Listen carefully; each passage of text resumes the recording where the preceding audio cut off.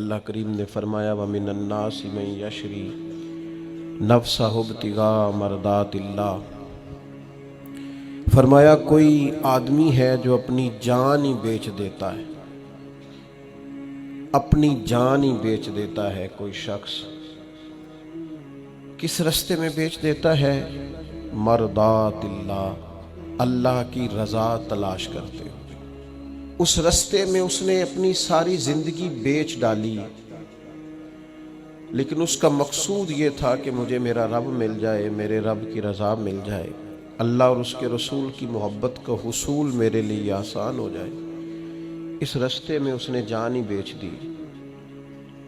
مالک نے اس آیت میں یہ نہیں فرمایا اسے کیا دوں گا، اجر کیا ملے گا، اس کا ثواب کتنا ہے، جنت کہ کس درجے میں اسے رکھا جائے گا۔ فرمایا کوئی آدمی ہیں، کچھ لوگ ہیں جو اپنی جان ہی بیچ دیتے ہیں اللہ کی رضا تلاش کرنے میں۔ تو نتیجہ ایک جملہ صرف بیان کیا، فرمایا واللہ رؤوف بالعباد، اللہ بھی پھر اپنے بندوں پر بڑا ہی مہربان۔ اس جملے نے بات کو اتنا کھول دیا ہے، اتنا واضح کر دیا ہے۔ فرمایا اگر تم نے میری خاطر جان تک داؤ پہ لگا دی ہے تو میں تو پہلے ہی بڑا مہربان ہوں۔ یعنی ایک شخص جو اللہ کے رستے میں اتنی جد و جہد کرے کہ جان تک بیچ دے، تو کریم فرماتا ہے کہ پھر میں اپنے بندوں پر مہربان ہوں۔ یہ آیت حضرت صہیب ابن سنان رومی رضی اللہ تعالیٰ عنہ کے متعلق نازل ہوئی تھی۔ بڑے تاجر تھے، مکہ مکرمہ سے ہجرت کر کے مدینہ طیبہ حاضر ہو رہے تھے۔ رستے میں کفار نے روک لیا، انہوں نے کہا ہم آپ کو مدینے نہیں جانے دیں گے۔ تو جناب صہیب ابن سنان کہنے لگے اب تو مدینے جا کے رہوں گا، او جنت کس کاری جتھے یار نظر نہ آوے، تو جاؤں گا، اب یہاں کیسے رہ سکتا ہوں۔ انہوں نے کہا کہ ہم تو آپ کو کسی صورت بھی مکہ مکرمہ کی حدود سے نہیں نکلنے دیں گے۔ تو جناب صہیب ابن سنان نے بڑے اطمینان سے، جن لوگوں کے پاس کوئی مستقبل ہوتا ہے اور کوئی نظریہ ہوتا ہے، اور جن کے پاس کچھ عزائم ہوتے ہیں، کچھ مقصد زندگی ہوتا ہے، وہ بڑے بردبار لوگ ہوتے ہیں، ان میں بڑا تحمل ہوتا ہے، ان لوگوں کے اندر بلا کا اطمینان ہوتا ہے۔ حضرت صہیب رضی اللہ تعالیٰ عنہ فوراً کہنے لگے بھائی میری آنکھیں پڑھ لو، چہرہ دیکھ لو، اور میری گفتگو کے اندر جو باکپن ہے اسے ملاحظہ کر لو، مدینے تو میں جا کے رہوں گا۔ سنا تھا کہ آستانہ یار دور ہے، پر ہم نے بھی ٹھان لی ہے کہ جانا ضرور ہے، اور موقوف طور پر ہی نہیں جلوہ دید کچھ ہوش اڑ گئے جہاں پر وہیں کوہ طور ہے۔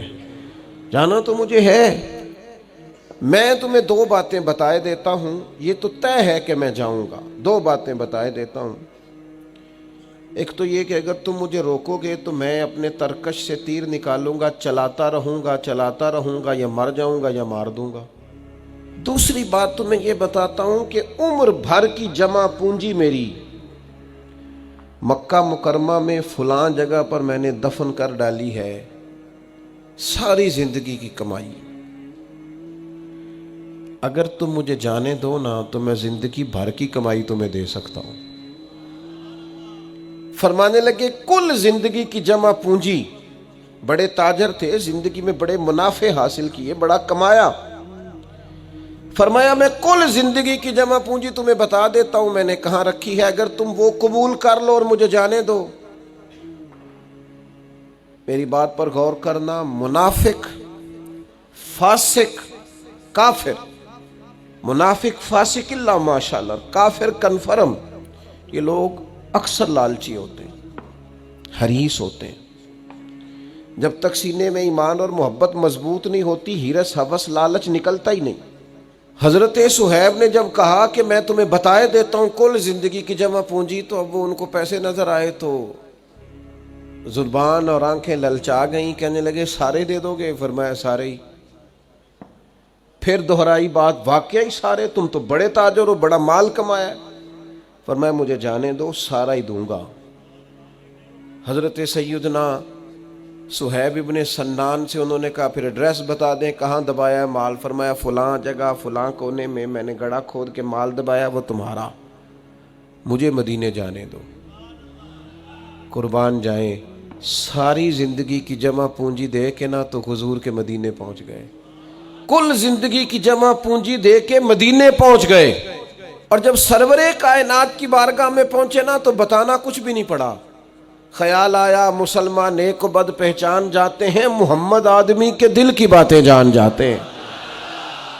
हजरत सुहैब कहते हैं मैं जैसे ही करीम की बारगाह आली मर्तबत में पहुंचा, हुजूर मुस्कुरा के फरमाने लगे सुहैब जिंदगी में बड़े सौदे किए, बड़ी तिजारत तुमने की और बड़े नफे उठाए, पर जो सौदा आज करके आए हो ना ये बड़ा ही नफे वाला किया है, बड़ा, यानी कुल जिंदगी की जमा पूंजी दे के मदीने वाले का मदीना खरीदा, मदीने का सफर खरीदा।